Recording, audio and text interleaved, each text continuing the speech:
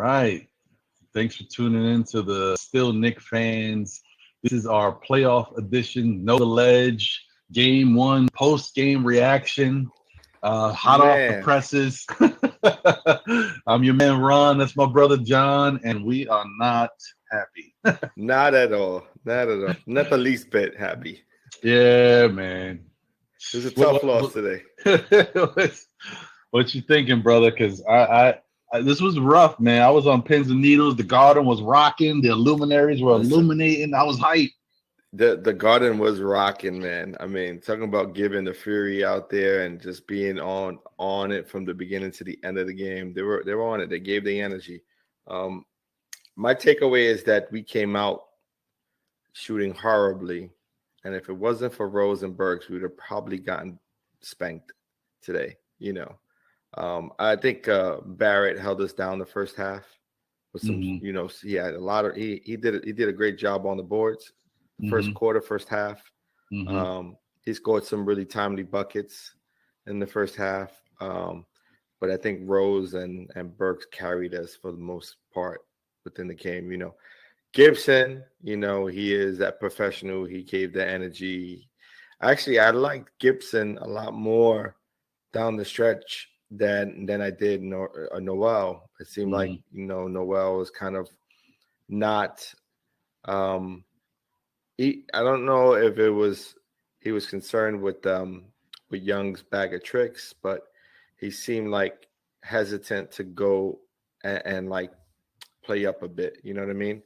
I think what they're gonna have to do is figure out what the rotation looks like as far as when they come off of pick and rolls with Young, because Young had a lot of open looks today. And I was surprised because you would play. I was expecting to see the Knicks play Young similarly to how we played Curry when we played them in Golden State, and that's not the kind of look that we gave them. So I'm guessing that he tried something different this time around, and Young beat us. Basically, he let Young beat us, and Young beat us today. So it's unfortunate. I still think there was a lot of ticky-tack fouls, but you're gonna get that with Young. He's gonna get those calls. Yeah. But we kept them in the game. I mean, there were moments where we could have probably broken open the lead, and we had in the fourth quarter, we got the lead. We were up by 5. We had a chance, and then we'll miss a shot, or we'll do a silly turnover. A couple of untimely turnovers from Randall, to end the third quarter, which is like, come on, can't do that. Oh, yeah. It was tough, man. If you want the bag, you can't do that. No, that was definitely tough. But, I got to tell you, this was my biggest concern. My biggest concern was, and I told you this before, like right after the Knicks were playing really good basketball, All-Star break hit, I was a little concerned about what was going to happen when they had a little layoff. And I know this game, of course, you feel, it's the playoffs, the jitters and all that, and all the fans playing in front of 15,000. That's enough already. Right. But then the fact that you haven't been playing for over a week or a little bit under a week or whatever, I thought that was going to affect them. And especially I thought it was going to affect Randall, because it's the second time I've seen it happen. I was worried about it, and it did happen once again. I just feel like he's a real, at least maybe he's shown he's a very, it's about fluidity with his game and the repetition, being out there playing all those minutes. Maybe it's taxing on his body, but he's used to it. So I think this kind of really, it set him up for a tough game 1. And, they didn't come out good. They came out flat. I was really surprised that the bench came in and was doing well. I'm not that surprised, but the bench was like good. It's like they didn't miss a beat. Obi came in doing work. Good energy. I wish he would have played more in the third quarter. He didn't even play after that first. He played the second quarter mostly, and didn't play much after that. I would have liked to see him. It seemed like Tibbs was kind of forcing the action with Randall, wanting to get him going, and just Randall was off his game. He missed some easy ones, and then they were like offset a lot. Like they were, they threw up some last minute shots, and it wasn't like the the Hawks were pressing anything. Like they were pressing up against him, kind of playing ball denial. But I don't know. I just felt like they could have gotten him into open space a little bit more and let him work. And he seemed a little bit pressing. He was pressing a lot of his shots. He was up against the clock a lot of the times. And it's like, can you get the ball to him early in the clock and make him make decisions? Because he didn't seem like he was going to be the distributor this time around. It was weird because it mostly came away from Burks and Rose this game. Maybe that was due to his poor shooting performance in the first half. It could be. I mean, a couple of friends of mine were watching the game and they text me. They're like, "Yo, what's going on with Randall, man? He doesn't look like he has it." But more importantly, and that's the only thing I listen to. I mean, I'm not going to listen to. He don't have it. Okay, it's one game. I don't care about that. Right. But what he was noticing, was that the Knicks were going on a roll. The bench was scoring, and everybody was hyped, and Randall wasn't really participating in the hypeness. And I don't like that. Like, if your game's not going good, just get out there and be a cheerleader. This is the playoffs, and if it's every man, is a part of a unit, and it's we're what is that mantra, the 15 or whatever, then you need to be up there clapping and rooting your guys on. Yeah, like, come on, man. Absolutely. But I will say, like, I don't think I know he's got a lot of pressure on him. He seemed a bit disengaged. Yeah, exactly. He seemed like he was just like, for whatever reason, whatever was happening, he couldn't shake it from his head. Like, let me just play ball, be there for my guys, and it'll come to me. But he was thinking a lot. I don't know. The moment in New York is big, man. Yeah, the moment is big. It's a tough thing. So, and this is kind of, it's one of those things because, dude, if we riding with you, he's got to turn it around, because if he doesn't show any glimpse of what he was in the regular season, people they're really gonna come down on him, and he isn't gonna get that the offer that he is expecting. You know what I mean? Yeah. And even if the Knicks give it to him, a lot of Knicks fans aren't gonna be happy about it, because you got to show up in the playoffs, bro. Like, if there's anything you could do, if you're in the playoffs, you got to show up. I agree. And this is one game, so I think he will bounce back. I just think I think the moment was a lot larger. It was a lot more pressure. He felt a lot more pressure this go around, and wasn't expecting to feel that sort of pressure. I think he'll and be I'm not really sure why, because everybody's riding with him. No, I think he'll be fine. I think next game he'll come out and he's definitely going to be taking some shots in the gym, making sure his stuff is on point. But the only thing I don't like is that they're spacing this out, man. The next game is Wednesday. They are spacing them out. Yeah, that's weird, right? You got a lot of time to regroup and practice and come up with new schemes. It may not benefit the Knicks, but I don't know. There's something about the grit of this team that I like so much. I think they'll bounce back. I think they'll get the next win. I didn't expect to lose this game. I thought it was going to be a game in Atlanta. I thought we were going to lose one game in Atlanta and then come back and take the rest of the series. But I'm still moving with my 5. I did it, like we talked about. I'm still going with Knicks in 5. It's going to be hard pressed. That means we got to win almost every game. Moving on. Every game moving on. We got to win 5 in a row. So I'm going with that prediction. I know you wanted Knicks in 6. This is the sort of game that's a kind of a toss-up. Unless we lose 2 in a row, then, it's going to be tough. But I'm expecting to come back victorious the next game. We just can't – it can't be a close one, right? Mm-hmm. Can't let them get close. And I think – you know what? Who caught us by surprise? Bogdanovich. Who would have thought? He didn't catch me. I like Bogey. Everyone, I mean, he's a solid player. Like, he's been a solid player for most of his career, but like, he has some big shots. He has some big shots, man, down the stretch. I mean, listen, I always liked Bogey because, I thought he wasn't a good fit in Sacramento. I wanted the Knicks to get him, and I think the Knicks were looking to try to get him, but I don't know what Sacramento was asking for. But the thing about him is that we're catching him at a bad time, because he was on fire the last 3 weeks to 4 weeks of this. I mean, he was on fire. I think he even dropped the 50 spot. Yeah. So yeah, so I mean, He's getting his confidence back, yeah. and he just came off an injury too, right? Mm-hmm. He And came off an then injury, and that he being on just came, you know.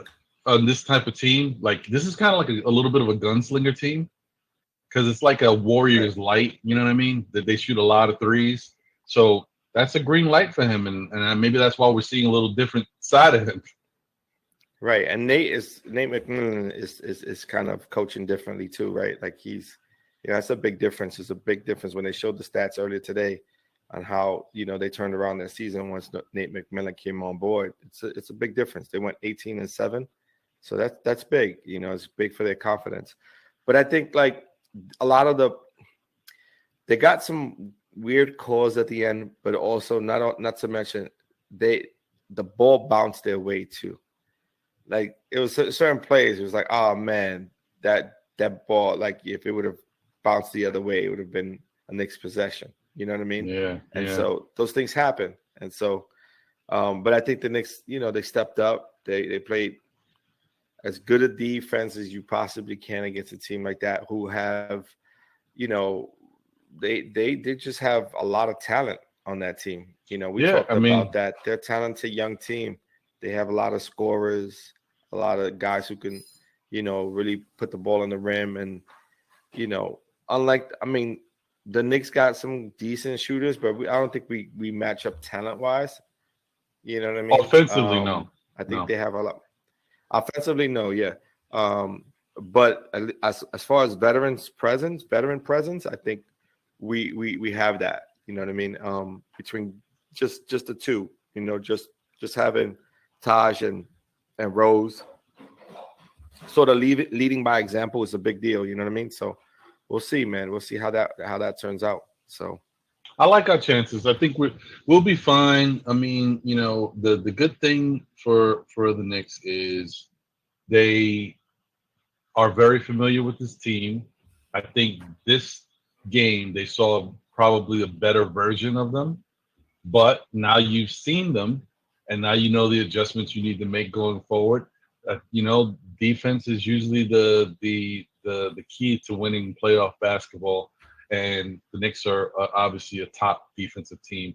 So I think they'll make the right adjustments. I think Clyde was saying some stuff. I mean, sometimes he was, he said some things that I don't think the Knicks could have pulled off because just the way the game was flowing. But definitely down the stretch, he was talking about Trae Young and taking his right hand away. He's going right. I mean, like that's one of those things. Like it seems really easy, but it's tough with the pressure. And Ntilikina didn't play a lot of basketball in this game. You put him on Trae in the last second. Trae does a little move, gets him going back one way, and then Ntilikina is just trying to make sure he's there, so he's overplaying him. But you gotta I don't know. Maybe they should have definitely tried to see if they get the ball out of Trae's hand, let somebody else beat him. That's one. But it's a tough call, and I think that this is a learning moment for Thibodeau too. He's gonna take some stuff from this and say, okay, we got to do things a little differently. And which one of the things you said earlier, which is really true. You were hoping that they were going to come out with like a game plan, like how they played Curry. A big thing about how they played Curry is Elfrid Payton was on him a lot of that game, right? And Elfrid didn't play a lot this game for whatever reason. He wasn't hitting offensively. Yeah, it seemed like it's one of those things, right? Where if Alfred's scoring the ball going to the paint, then at least you have the ability. But he didn't seem like he wasn't even driving. He wasn't even like trying to, be aggressive and go and drive into the paint. And it really had nothing to do with Capella being there too, which is interesting. If Capella had blocked a couple of shots, and I'm like, okay, Capella, was there, and that changed his mind, but that wasn't even the case at that. He didn't push the issue. He didn't even try. He didn't try to cut up the lane. He didn't, he basically got pushed sideline to sideline and was pretty much not committed. You know what I mean? So at that point, defensively, even Trae Young, had early buckets, and he wasn't lighting us up, but he had enough buckets that we needed some momentum change, and then Rose gave us that momentum offensively at the very least. Defensively, he kept going around the pick. I think if we choosing to go over the pick, there are moments and times you have to choose to go under. You know what I mean? You can't just give him the same look, every possession. And I think that's sort of the issue. But again, this is going to come with practice. They're going to have to look at a lot of tape. They get enough time to look at this stuff, so that's great, and they get a chance to practice. But so does the Hawks, right? So do the Hawks. Yeah. I just think that part of me feels like we have a bit of an edge because if Randall was going, like we know him to go. Yeah. You know what I mean? That's a different game. I think this game I think we would have not blew them out, but I think we would have beat them by like 10 or something if Randall was going, because those leads that we let go away, Randall would have been helping sustain those leads. Right. But we didn't get anything from Randall, basically.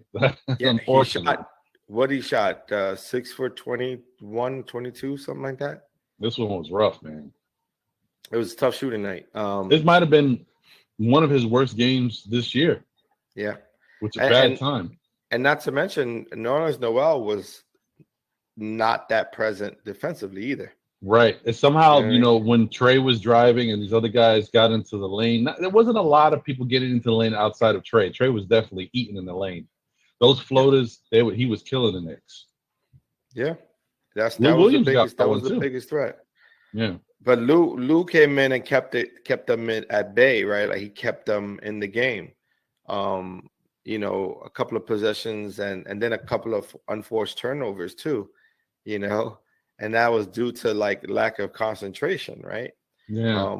I was watching TNT. I wasn't watching the MSG center. I was watching the TNT, and at halftime, I think Barkley had talked about, or even before the game, Barkley had said, it's going to come down to these three things. It was who's going to take care of the ball, right? Mm-hmm.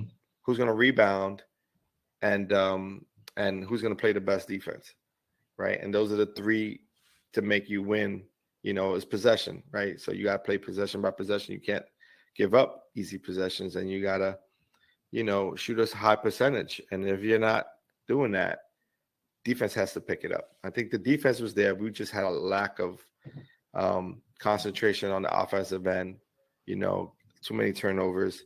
I mean, that was from everyone, including Rose, and it's like you can't make those turnovers. You sloppy passing, you got to make crisp passes, you got to make a decision. A lot of possessions seem hesitant. You know what I mean? They moved the ball a little bit, and then the person who's supposed to push the play seemed hesitant. The only person who really wasn't hesitant in this game was Burks for the most part. Burks was like, I know what I'm gonna get. I'm making the decision on what I'm going to do, and he looked like he was ready. He was primed. He had a lot of shots. Thought he was gonna hit that corner 2-point shot. And he just missed it. We would have been up by 4. But I can't be mad at Burks, man. Burks, if it wasn't for Burks, we could have got blown out. Absolutely not. So what I'm saying, if it wasn't for Burks and Rose to keep us in the game, we get blown out. We get and Barrett played good too, actually. He just but the only problem for Barrett, he didn't have the outside shot. But if he had that, but think about it. Even if Barrett does what he does, right? Because he can normally play good defense. I mean, he did what he normally does. But if you don't get you don't get the Rose that we had today, and you don't get the Burks you had today, we get spanked. Doesn't matter. No, Either one of those guys don't do what they did scoring wise, we get spanked. That's a fact. That is a fact. So Barrett, Barrett had a good game. I don't think he did. I don't think he did not. He had a good game in my opinion. Taj had a good game. The two folks quickly had a good game. Toppin had a good game. Mm-hmm. It would the folks, and I don't think Peyton played enough minutes to know whether or not he was going to play enough or have a good game. Right. But he was sort of irrelevant to start the first quarter and the second half. It was like, why you put him in for 2 minutes if you aren't going to ride with him for a little bit longer? At the very least, give him 6 minutes. He played about 2 minutes. That's not enough time to get in the groove. No, it's not. No. And so I think Tibbs is either going to make a different move to start next Carter, you remember when we talked with Mike? Mike was saying he sees someone else starting, like a Burks maybe. Like Burks maybe. So that may happen this next go round. You know, I mean, the only thing is like, I just don't like that dynamic of having Burks out there with the starters when things are going good. Either. Like if Randall's going good, I don't think you need Burks. I think Burks coming off the bench is big. But if we don't know what we're going to get right now. So, I mean, I think he might. I don't know. I think Tibbs is going to do. I don't know. I honestly don't think he's going to make. I don't think he's going to pull the trigger yet. I think he's going to wait, see what happens Wednesday, because he pulled Peyton quick. Like Rose was in there fast. I think it was only like 4 minutes played or 5 minutes. He was out of there. So I don't know. I think. And the Knicks weren't down a lot at that point either. Like it was still a fairly close game. So I think he's going to probably give it one more shot and play it because it's just harder to figure out. Like I don't think he wants to put Burks as a starter either. Not yet, at least. I wouldn't agree to that yet. You know what I mean? You have so many options. I'd rather put Quickly in as a starter. Or even Rose. Like I would. Yeah, that might be. And but. Maybe he will say, like, look, maybe he'll talk to Peyton and say, look, we need you. You know, what we got from this last game wasn't enough. And maybe Peyton will come out like a spark, like he's done in the past. Right. So we'll see. We'll see, man. I know one thing. If we would have got half of what Julius normally gives us, we would have won this game. If we would have got regular Julius, this game could have been a little bit, not to mention, Bullock didn't really shoot it well from the outside. No, Bullock had a tough game too. He had a tough game. He did good though. He did good. Defensively, he played well. He hit some 2-pointers to keep us in the game. You know what I mean? Like but he couldn't stretch the floor. Like he normally does. He didn't hit those three. I think he was probably like 0 for 3 from the 3-point range, or maybe 0 for 4. I don't think he hit one today. Yeah. But you don't get. No Randall that doesn't show up like he normally does. And then Bullock saying hitting from 3. Like I said, good thing Rose and Burke stepped up because that would have been a tough one to watch. First game in the Garden. But we were right there, man. Like I said, like it was just a possession away. I just hate the way we lost the possessions. We gave up a few possessions at the very end of the game, last 2-3 minutes of the game. Mm-hmm. It's like we got to make better decisions. And we got to make the right play, Not to mention that last play that they drew up was what was that? That was not. I don't know what that was. It's like Tibbs was not in his game. I mean, I don't know. I don't know what that was. I will tell you that they do have to understand that these Hawks ain't the same Hawks. They're better coached. They have a better scheme. They're still beatable. And I still think the Knicks are the better team, but you're not playing the same Hawks. So you got to make some changes, man. And the other thing is, just like Julius wasn't hot, Gallinari wasn't hot either. He was 0 for 6, and then he finally hit a 3. So he was 1 for 7 from 3. I don't know if that's going to happen on Wednesday. So you gotta make some changes, man, because if he starts hitting, then you got Bogey still hitting. Trey's always going to hit whenever he's available to hit. Right. And they can get it going, man. They got good talent. I think they're top 5 in the league in threes and top 10 in scoring. They're tough. Mm-hmm. They're a tough offensive team. Right. But I mean, what we did see though is they're vulnerable in the middle, especially when Capella's out. Yeah. When Capella's out, they're very vulnerable. We can get into the paint, which is interesting because at some point there you would think you go back to Peyton, right? Yeah. Because that's his strong suit. It's getting into the paint, scoring buckets, driving to the basket, But again, it didn't happen, but Quickly played really well in those minutes that he played. I think we still have a chance here we'll split at home, and then I think we could take 2, and then, hey, anything's possible coming back to New York. No, I agree. I think that's what I'm looking for. I think, well, obviously Wednesday is a must win. All games are must wins in the playoffs, but I think they'll win Wednesday, and I think they can take 2 in Atlanta and then come back to the Garden. But, another thing that I was thinking about that really affects Randall is even though the Hawks are not regarded as a really good defensive team. They're playing much better defense now under McMillan, but Right. their best defensive players are all bigs. And they're Collins, athletic. yeah, exactly. So that kind of Right. hurts Randall a little bit. Like if there's any guys that you think that might bother him, it's those particular guys. So that way, Right. so it kind of means everybody else got to do their thing. RJ's got to step up and do more and whatever. But they're also, like there's some plays there where he's not getting the foul calls either. You know what I mean? Well, yeah. And that's a tough one because if you're giving him the tray, gotta go both ways, So it's gonna be interesting. And I would like to see Randall work off the block a lot more too against this Hawks team. Because I think he can be a better facilitator off the block against a team like this because he's stronger than most of the power forwards on the other side. And they're gonna have to double him. They show double teams, but he's kind of not in his element, or he wasn't in his element. So yeah, and you know what? The way he was playing, he wasn't commanding the double team because he was playing straight up, right? Yep. So they were just kind of keeping him. One thing I noticed that they were keeping him at bay, and he wasn't getting good space.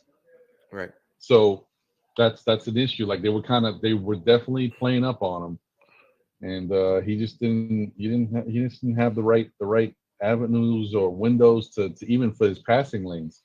Because usually when he's not scoring well, he's a really good facilitator. He wasn't doing that much of that either. So it was a weird game. It's a weird game. It was a weird game to see, But yeah, I don't know what else to say, man. We gotta come back. We gotta come back strong. So needless to say, we had bad performances by Randall. A decent, it's okay performance by Bullock, and just another bad game by Peyton and Coach Tibbs. You got to chalk it up.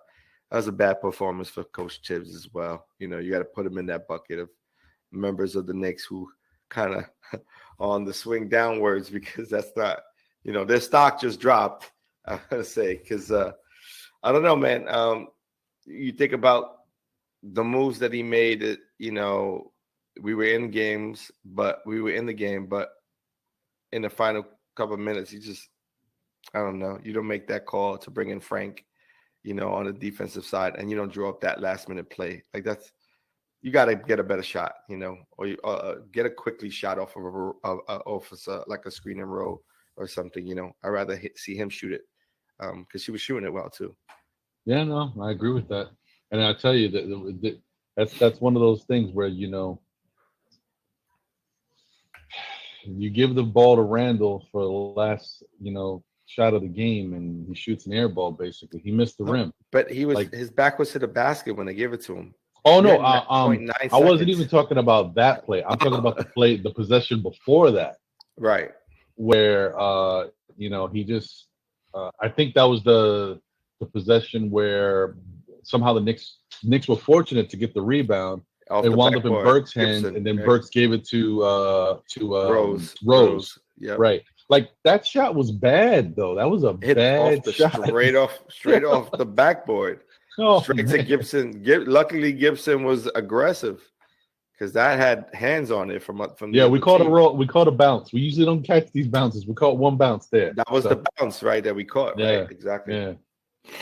Hey man, well we'll see what happens. Hopefully on Wednesday it's a much better showing from all the parties involved. They come up with a little bit better defensive scheme as to how to attack Atlanta and their potent offense, and we get a victory because you don't want to go down 0-2. You don't want to go down 0-2. Yeah, no, we don't. Look, at the end of the day, though, this has been a great season. I think we talked about it before. If we lose, still come out victorious as a full year because we didn't expect this from our Knicks. Right. Would we like to come out the first round? Of course we would.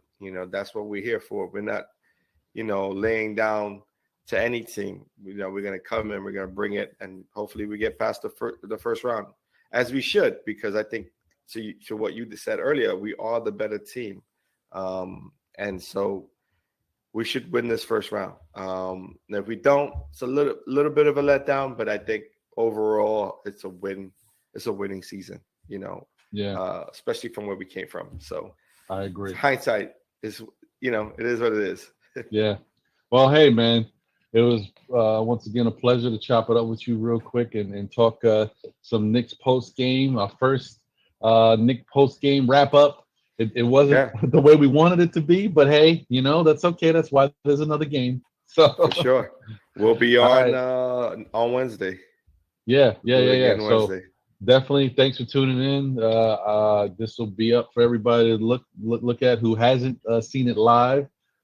This has been the Still Knicks Fans podcast. Know the Ledge, the post game wrap up edition, game one. Game one. Let's go. Let's go, Knicks, let's man. Go Knicks. Let's get it together. Come on, yeah, coach. man. No more of this stuff, man. We got to get it right. Absolutely, man. All right, bro. All right, you have a great one. You too. Till Wednesday. Later. Peace. Subscribe, like, share. You know what it is.